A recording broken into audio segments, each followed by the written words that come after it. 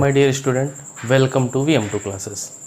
आज हम लोग बात करने वाले हैं क्लास 11th में सेट की, चैप्टर 1 सेट को समाप्त करेंगे। उसके बाद फिर हम लोग कैलकुलस पे आएंगे, ठीक है। तो सबसे पहले सेट को कंप्लीट करते हैं। सेट में सबसे पहले हम लोग देखेंगे इंट्रोडक्शन, परिभाषा या परिचय। तो सबसे पहले आपको ये समझ में आना चाहिए कि किसके बारे में हम लोग बात कर रहे हैं। सेट के बारे में बात कर रहे हैं। तो सेट होता क्या है, हिंदी में इसको समुच्चय बोलते हैं। हिंदी वालों ज़्यादा परेशान होने की ज़रूरत नहीं है, ठीक है, सब समझ में आएगा एकदम बेहतरीन तरीके से। सेट जोड़ा है ना, तो बहुत सारी चीज़ों का क्या सेट या समुच्चय जिसको बोलते हैं। जैसे हमने बोला कि ये रेड पेन है, 10 रेड पेन, 10 लाल कलर की कलमें, वो क्या कहलाएंगी, सेट कहलाएंगी। अब देखिए उसमें डेफिनेशन क्या बन के आ रही है। जैसे कि मैंने बोला 10 लाल कलर, एग्जैक्टली क्या डिफाइन किया गया कि रेड कलर की कलम होनी चाहिए। कैसी होनी चाहिए, रेड कलर की। इसी तरीके से स्पेसिफाई किया जाता है कि नेचुरल नंबर, प्राकृतिक संख्याएं। प्राकृतिक संख्याएं मतलब क्या होती हैं, आपको अगर ना पता हो तो ध्यान से सुनिएगा। जैसे कि हम जो काउंटिंग नंबर होते हैं हमारे 1 2 3 4 5 6 7 8 9 है ना, तो उसमें क्या होता है, ये सब प्राकृतिक संख्याएं कहलाती हैं। इसी तरीके से आपके पास मैथमेटिक्स के 2-3 राइटर की बुक होंगी, है ना, तो अब आप उसमें बोलेंगे कि क्या मैथमेटिक्स की किताबें, है ना, गणित की किताबें। तो गणित की किताबों में 4-5 गणित की किताबें हैं, वो किसकी किताबें हैं, राइटर भले ही अलग हो लेकिन है किसकी, गणित की किताबें हैं। तो वो क्या कहलाएंगे, सब के सब सेट कहलाएंगे, ठीक है। स्पेसिफिकेशन, जो किसी चीज़ को स्पेसिफाई करे, एक ही कैटेगरी से चीज़ें आती हों और बहुत सारी आती हों, तो उसको क्या बोलते हैं, सेट बोलते हैं। समझ में आया। तो इसको हम इस तरह से बोल देंगे, अ वेल डिफाइंड, क्या वेल डिफाइंड मतलब जो सही तरीके से डिफाइंड किया गया हो उसको हम क्या बोलते हैं, सेट बोलते हैं। A well defined arrangement of object is called set. बात समझ में आया।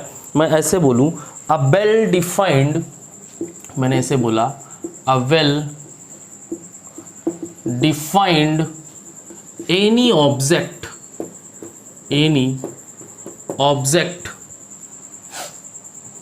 Is called set. क्या कहलाएगा बच्चा, वो सेट कहलाएगा। समझ में आ रहा है। ऐसे नहीं मैंने बोला 5 किताबें 2 बुकें। अब 5 किताबें 2 बुकें तो हैं, लेकिन किस तरह से हैं कुछ पता नहीं। 3 कापियाँ, 3 गणित की कापियाँ, 2 हिंदी की कापियाँ, तो ये भी सेट है, लेकिन क्या है, अलग अलग चीज़ों का। जैसे मैंने बोला 3 गणित की किताबें या 3 गणित की कापियाँ, तो ये क्या कहलाएंगे, 3 गणित की कापियाँ क्या है, आपका सेट है, समुच्चय है। लेकिन दोनों को मिक्स कर देंगे तो ये कंप्लीट सेट नहीं बनेगा, ठीक है। ये सेट की डेफिनेशन है। सेट की डेफिनेशन क्या है, a well defined any object is called set. जो बहुत ही ढंग से क्या डिफाइंड किया गया हो उसी को हम क्या बोलते हैं, सेट बोलते हैं। फॉर एग्जाम्पल, अगर आप उदाहरण के लिए देखेंगे, हिंदी वालों बिल्कुल समझ में आएगा, कोई दिक्कत नहीं है, ठीक है। उदाहरण के लिए अगर आप देखेंगे तो जैसे मैंने बोला टी सेट। अच्छा, शादियों में क्या देते हैं आप, हलवा सेट, टी सेट, है ना, चाय वाला जो भी है। कप कितने, एक सेट में कितने कप आते हैं, 6, है ना, कितने कप आते हैं, 6। ये लो मैंने कप बना दिया। तो एक सेट जो बनेगा वो क्या बनेगा, कंप्लीट 6 का बनेगा। ये सबको पता है, ये सबको पता है। कितने हो गए, 5। तो जो ये कप सेट है ना, ये जो कप है, कितने, एक सेट में कितने हैं, 1 2 3 4 5 6। और इसमें कुछ आएगा क्या, जो भी आएगा इसी के कैटेगरी का आएगा और कुछ भी नहीं आने वाला। मतलब कप ही आएगा एक सेट में कंप्लीट, तभी उसको हम क्या बोलेंगे, टी सेट बोलेंगे। तो क्या बोल सकते हैं इसको, हम टी सेट बोल सकते हैं, टी सेट। ये है आपका क्या है, टी सेट। बात समझ में। इसी तरीके से अगर आप देखो, मैंने बोला सेट ऑफ नेचुरल नंबर, क्या, समुच्चय, प्राकृतिक संख्याओं का समुच्चय, set of natural number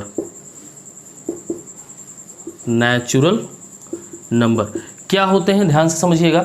set of natural number कहाँ से स्टार्ट होता है भाई साहब? नेचुरल नंबर 1 से। Counting number are called natural number, मतलब जो गिनती करने वाली संख्याएं हैं उन्हीं को हम क्या कहते हैं? प्राकृतिक संख्याएं कहते हैं। समझ में आया?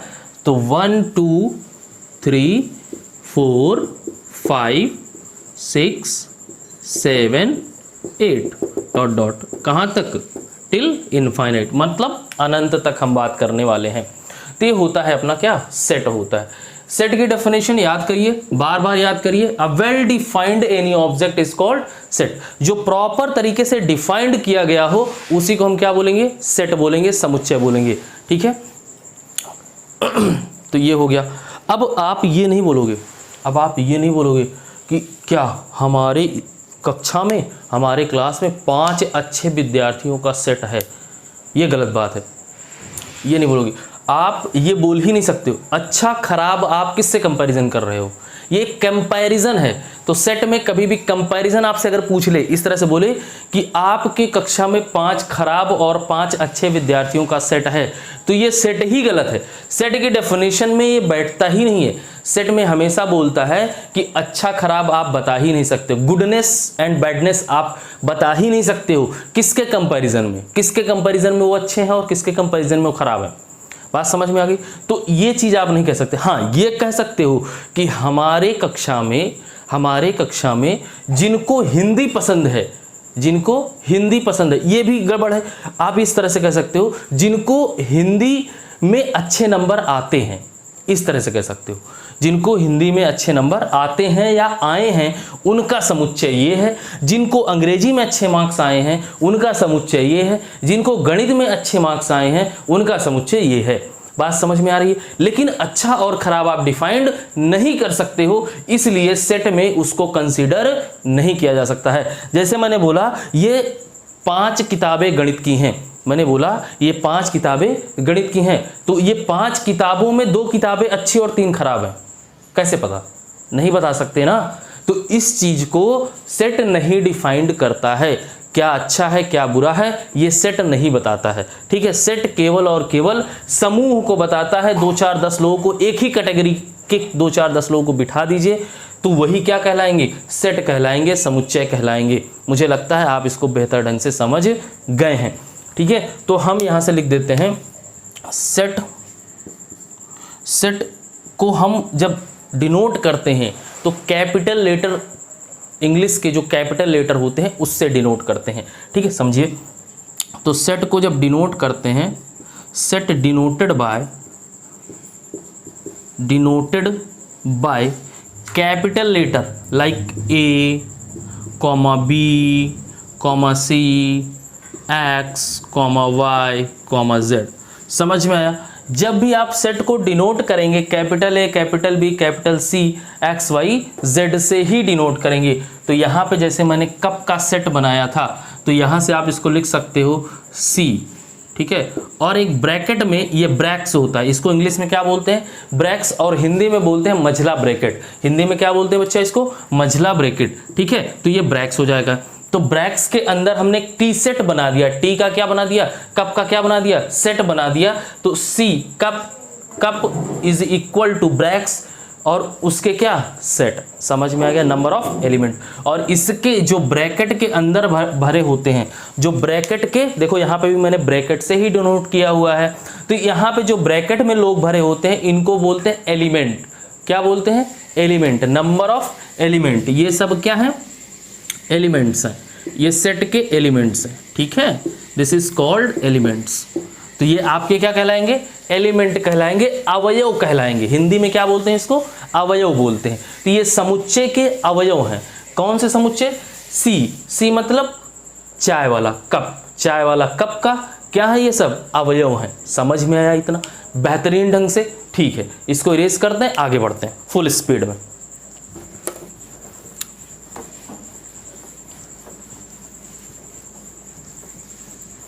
अब सेट को 2 तरह से डिफाइंड किया जा सकता है।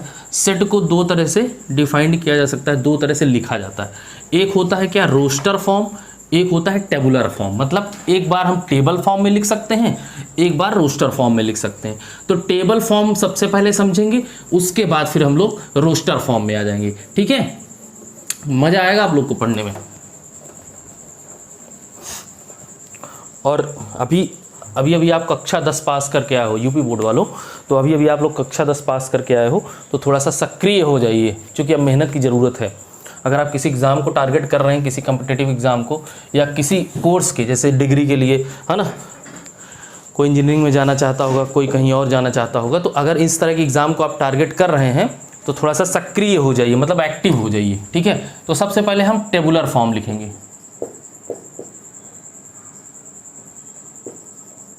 टेबुलर फॉर्म, ठीक है। टेबुलर फॉर्म का मतलब ये होता है कि आप कोई भी सेट लिखोगे, उसकी कंडीशन यही है कि आप इसको टेबल फॉर्म में बनाएं। अरे टेबल दो तरह से होता है, आपको ये ऐसे ऐसे भी होता है और ऐसे ऐसे भी होता है, ठीक है। तो ये टेबल फॉर्म हो गए। तो हम लोग ऐसे ऐसे वाला ना लिख करके इस वाले टेबल फॉर्म में चलेंगे। बात समझ में आ रही है?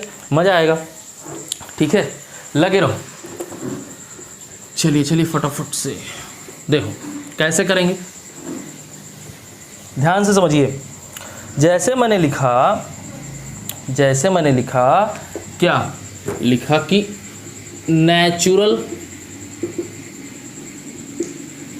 नंबर का सेट, नेचुरल नंबर सेट बना दो भाई साहब। इसका नेचुरल नंबर का क्या बना दो? सेट बना दो। तो नेचुरल नंबर में देखो सबसे पहले कौन आया? यन। सबसे पहले कौन आया? यन। तो हम इसको किससे डिनोट कर देंगे? इस सेट को यन से डिनोट कर देंगे। फिर उसके बाद लगाएंगे इक्वल, फिर उसके बाद अपना ब्रैक्स मतलब मझला ब्रैकेट, ठीक है। उसके नेचुरल नंबर को आप लोग समझते होंगे प्राकृतिक संख्याएं, मैं बार बार बोल रहा हूँ। तो अब प्राकृतिक संख्याएं शुरू कहाँ से होती हैं? 1 से। मैंने लिखा 1 2 3 4 5 6 7 8 9 10 डॉट डॉट कहाँ तक? अनंत तक भाई साहब, अनंत तक। अब ध्यान दीजिए, अगर इसको आप वर्टिकल फॉर्म में लिख देंगे, ऊर्ध्वाधर है ना, इसको ऊर्ध्वाधर ही तो बोलते हैं। अगर आप ऊर्ध्वाधर लिख देंगे तो क्या हो जाएगा? वर्टिकल फॉर्म में हो जाएगा, तब भी टेबल है। और मैं अगर ऐसे करके देखूं, ऐसे करके देखूं, तब भी ये क्या है? टेबल है कि नहीं है? तो इसी को बोलते हैं क्या? Tabular form. इसी को क्या बोलते हैं? टेबुलर फॉर्म या टेबल फॉर्म। ये सब क्या है? ये सब क्या है? एलिमेंट है। और एलिमेंट को डिनोट करते हैं small letter of alphabets. Element को किससे डिनोट करते हैं?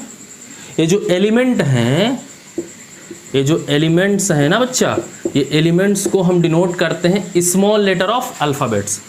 किससे? Small letters of alphabets. समझ में आ रहा है? फॉर एग्जाम्पल जैसे मैंने लिख दिया ABC, तो इस तरह से। तो ये जो इसके अंदर लिखे गए हैं उनको हम कैसे लिखेंगे? ABC से। अब एक साइन यूज होता है, एक चिन्ह यूज होता है, एक चिन्ह प्रयोग में हम लाते हैं जिस ये बताने के लिए कि ये जो है दो, इससे रिश्तेदारी रख रहा है, इससे रिलेशन में है, ये इसकी रिश्तेदारी इससे है। बात समझ रहे हैं? कैसे? ध्यान दीजिएगा। जैसे मैंने लिखा natural number belong this set, तो इस एक साइन यूज करेंगे, ये समझ रहे हो? ये ई है, ये ऐसे हम लोग ई बनाते हैं ऐसे, लेकिन हमने इसको ऐसे ट्रांसफॉर्म करके ऐसे कर दिया। तो इसको पढ़ते हैं क्या? Belongs to. क्या पढ़ते हैं? Belongs to. क्या पढ़ते हैं इसको? बिलोंग्स टू, ठीक है। बिलोंग्स टू या ऐसे पढ़ेंगे। मैंने लिखा ए, क्या लिख दिया? ए। देखो मैंने बताया ना कि ABC से स्मॉल लेटर से डिनोट करते हैं, ठीक है। तो यहाँ से ए उठाएंगे और बोल देंगे a belongs to natural number, a belongs to natural number. या फिर मैंने एक ही जगह पे लिख दिया क्या? टू। तो मैंने बोल दिया टू रिश्तेदारी रखता है किससे? नेचुरल नंबर से। अरे बोलो समझ आया क्या? इतना समझ में आया? इतना समझ में आया? तो इसको इस तरह से हम बताएंगे। समझ में आ गया? ये नेचुरल नंबर का सेट है और 2 उसका एलिमेंट है। तो कैसे बताएंगे कि 2 इसका एलिमेंट है? तो ये साइन यूज करके हम बोलेंगे 2 बिलोंग्स टू नेचुरल नंबर। क्या बोलेंगे? 2 बिलोंग्स टू नेचुरल नंबर, ठीक है। समझ में आ रहा है? इस तरह से हम इसको करते हैं। क्लियर है? चलिए इसको इरेज करते हैं, उसके बाद 1-2 एग्जाम्पल और समझते हैं। इसको जरूर नोट कर लीजिएगा, ठीक है। बहुत इंपॉर्टेंट है, नोट्स आपको साथ साथ में बनाते हुए चलना है। इसमें मैं जो है JEE मतलब JEE के क्वेश्चंस भी करवाऊंगा, मेन और एडवांस के। फिलहाल पहले हम लोग इसको कंप्लीट करेंगे। हाँ, साथ ही साथ हम लोग क्या पढ़ रहे हैं, क्लास 12th की क्या मैथमेटिक्स चल रही है, तो उस क्लास 12th की मैथमेटिक्स में रिलेशन हम लोगों ने समाप्त कर लिया है, फंक्शन हम लोगों का चल रहा है, ठीक है। तो इसी के बाद फंक्शन रिलीज होता है, ठीक है। तो आप लोग फंक्शन को जरूर कंप्लीट करिए अगर आप लोग 12th में हैं, और अगर आप 11th में हैं तो इसको कंप्लीट करिए। साथ ही साथ अगर आप पढ़ पाते हैं तो बहुत ही बेहतर बात है। समझ में आ रहा है? चलिए स्टार्ट करते हैं और एग्जाम्पल्स को समझते हैं टेबुलर फॉर्म में। मान लीजिए जैसे मैंने बोला 5 बच्चों का समूह, 5 हिंदी 50% मार्क्स ऑब्टेन्ड स्टूडेंट्स। तो ध्यान से समझिएगा, 5 हिंदी के बच्चे हैं जो 50% मार्क्स को ऑब्टेन करते हैं, उनका समुच्चय सेट्स, ठीक है, सेट। तो समझिए अब कैसे बनाएंगे, तो ये जो 50% मार्क्स है यही बता रहा है कि 5 स्टूडेंट, तो 5 स्टूडेंट सबसे पहले कौन सा, हिंदी, है ना, ऐसे बना लो। तो कितने हैं, 5 है, तो मैंने लिख दिया ABCD एंड E, ठीक है। ये कितने मार्क्स पाए हुए हैं, सब 50। तो मतलब 50% मार्क्स के हिंदी के बच्चे हैं जो 50% मार्क्स से पास हुए हैं, उनका समुच्चय।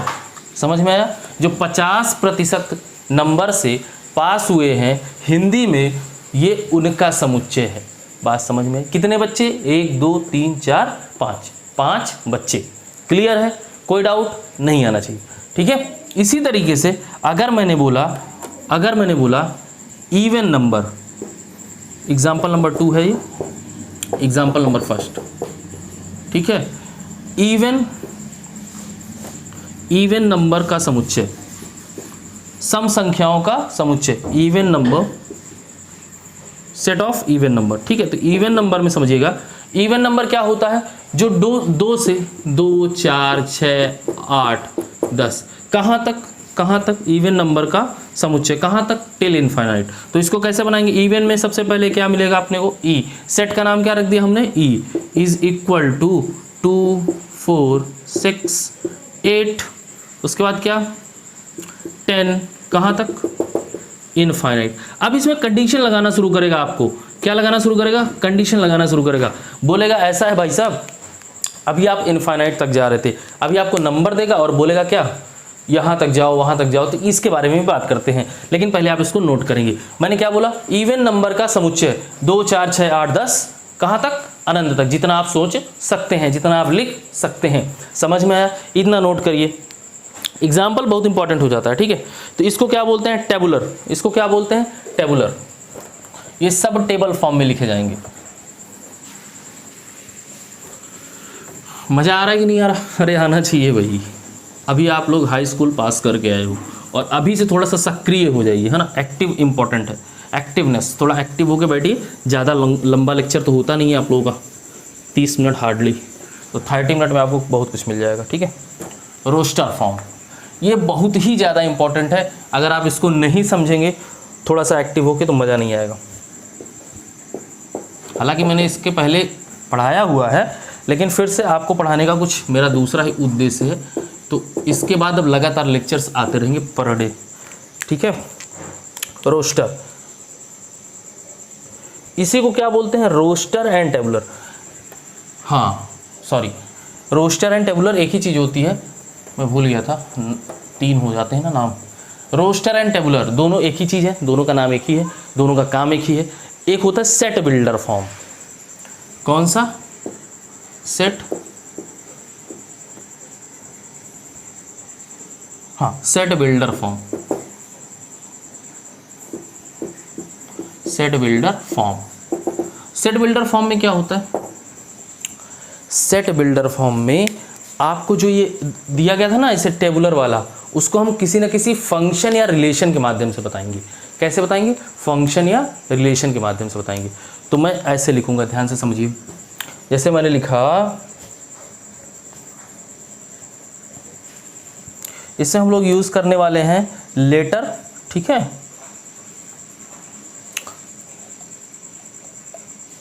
मैंने जैसे लिखा, मैंने लिखा एग्जाम्पल से समझते हैं इसको।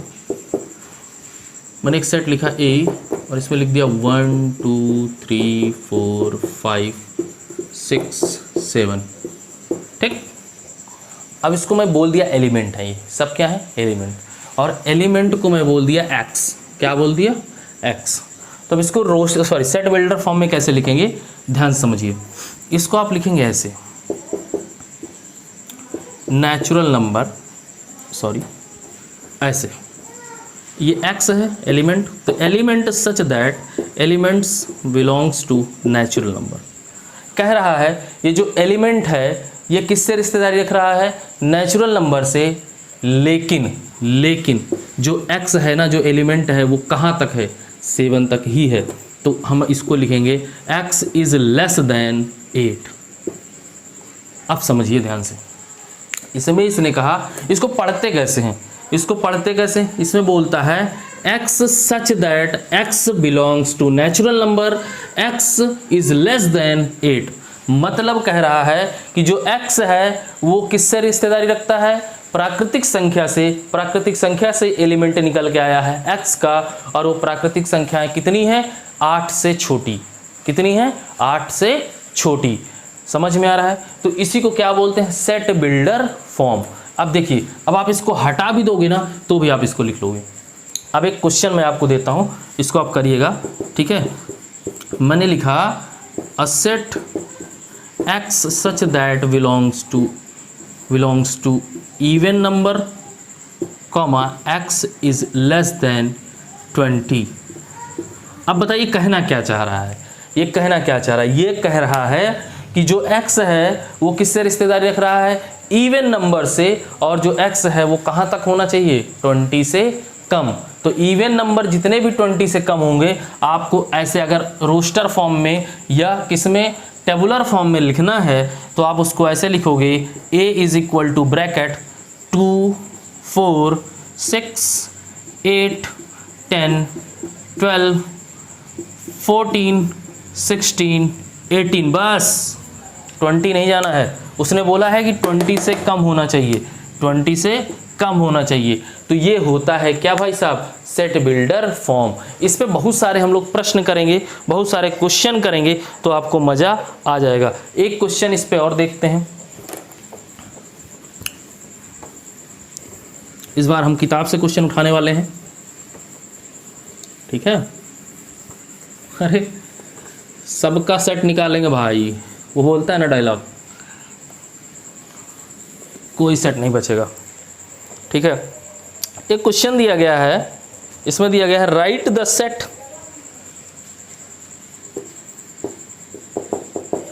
राइट द सेट C1 नहीं सॉरी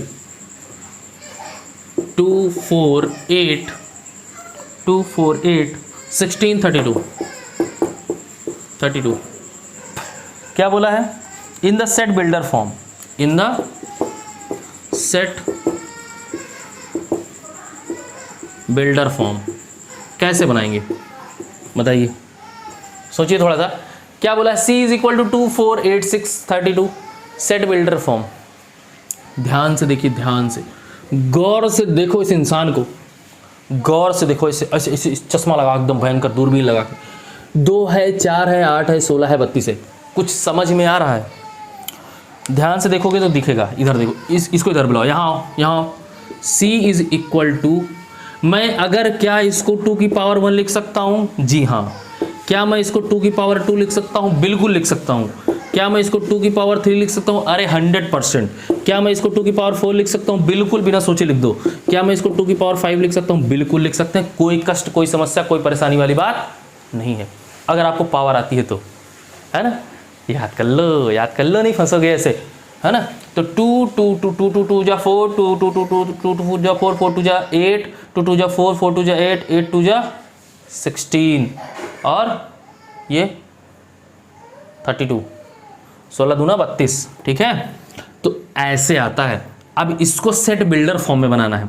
अभी तो दूसरा रूप लाए हैं इसको सरलतम भाषा में, और थोड़ा सा कर लेते हैं। तो ऐसे लिखेंगे c is equal to x ही कंसीडर करो, कोई जरूरी नहीं कि एक्स ही वेरिएबल लो, आप कोई भी ले सकते हो। ए ले सकते हो स्मॉल का, लेकिन हाँ स्मॉल का याद रखना। ए लिख सकते हो, बी लिख सकते हो, सी लिख सकते हो, कोई कष्ट वाली बात नहीं है, समझे। लेकिन लिखना कैसे है, हमेशा लिखना, मैं ए ले लेता हूँ, a such that a belongs to ध्यान समझिएगा, टू कैसे स्क्वायर में, कैसे स्क्वायर में, टिल जो ये एन है ना, ये इसको क्या बोलते हैं, एन क्या बोलते हैं, एन स्क्वायर, सॉरी एन लिख देता हूँ मैं यहाँ पे तो थोड़ा समझ में आ जाए, एन, ठीक है। और यहाँ से कॉमा लगाओगे, एन इज इक्वल टू 5। कुछ समझ में आया। ये जो a है, a such that belongs to 2 to the power n, 2 to the power n, और n कहाँ तक है, 5 तक है। समझ में आया, तो आपको ये मिल जाएगा। ये हो गया सेट बिल्डर फॉर्म। अरे बोलो हाँ या ना, समझ आया। बहुत ही बेहतरीन कॉन्सेप्ट है, अगर आप एक बार समझ लोगे तो आपको इसमें कोई कष्ट होने वाला नहीं है, ठीक है। चलिए आगे बढ़ते हैं हम लोग। इसके बाद हम लोग बहुत सारे क्वेश्चंस करने वाले हैं, ठीक है। तो आपको हम देते हैं जीपीके, तीन क्वेश्चन आपको जीपीके मिलने वाला है। उसके बाद फिर हम लोग आएंगे टाइप्स ऑफ सेट पे, है ना। तो सबसे पहले आप लोग जीपीके नोट करेंगे। जीपीके का मतलब होता है घर पर करो। और हाँ, जितनी भी आपकी बुक में एनसीईआरटी में क्वेश्चन दिए गए हैं मेरे लाल, रोस्टर फॉर्म से और सेट बिल्डर फॉर्म से सब आप करेंगे, और कमेंट जरूर से कर दीजिएगा कि सारे क्वेश्चन हो गए सर, ये वाला नहीं समझ में आया, आप ये वाला बता दो। मेरे पास किताबें हैं, मैं आप क्वेश्चन नंबर बोल देना, मैं आपको जरूर से जरूर सॉल्व करके वीडियो में बता दूंगा, या जब सॉल्व करूँगा तो उसमें देख लीजिएगा। अच्छा क्वेश्चन है एक, ध्यान से देखिए, जीपीके है आपके लिए, ठीक है। मैंने बोला था ज़्यादा लंबा वीडियो नहीं होगा, जस्ट इंट्रोडक्टरी वीडियो था। सेट हमने पढ़ लिया, रोस्टर हमने पढ़ लिया, सेट बिल्डर पढ़ लिया, तो ये तीनों चीज़ें एक वीडियो में। उसके बाद फिर टाइप ऑफ सेट पढ़ेंगे एक वीडियो में, फिर हम लोग सबसेट पे आ जाएंगे। सबसेट के सारी कैटेगरी हम लोग देखने वाले हैं किस तरह से होता है, ठीक है। उसके बाद फिर खुद यूनियन, इंटरसेक्शन, ऑपरेशन पढ़ेंगे। 4 वीडियो में पूरा का पूरा सेट को ख़त्म करने वाले हैं, ठीक है। तो सबसे पहले जीपीके पहला क्वेश्चन नंबर फर्स्ट क्या है, क्वेश्चन नंबर फर्स्ट। तो रोस्टर फॉर्म वाले में सबसे पहले लिख लेते हैं, क्या दिया है, all integers between, all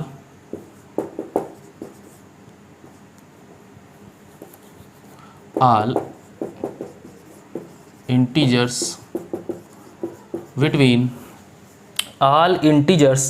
between -3/2 and 11/2।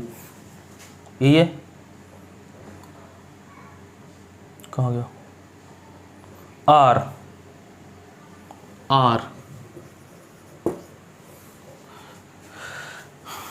-1 0 1 2 3 4 5। ये question number 2।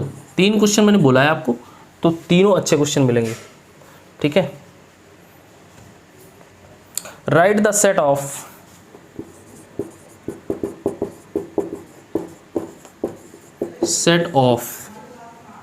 write the set